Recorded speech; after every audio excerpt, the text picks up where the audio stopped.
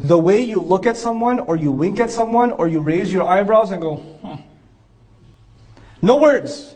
No words. Just facial expressions. Did you know in the Quran, some of the people that Allah punishes the worst, their crimes are described as their facial expressions?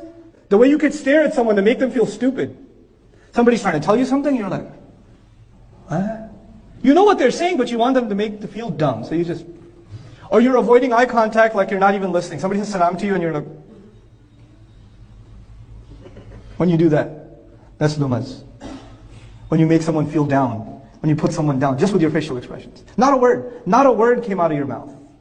And Allah says, لا تلمزوا أنفسكم. It's so remarkable. He didn't say, لا تلمزوا آخرين. Don't put down others. He said, don't put down yourselves. Yourselves. When you do that kind of insult, you are actually insulting your own self. You're inviting others to do that to you. When you treat someone in that way, then you are asking for yourself to be treated that way.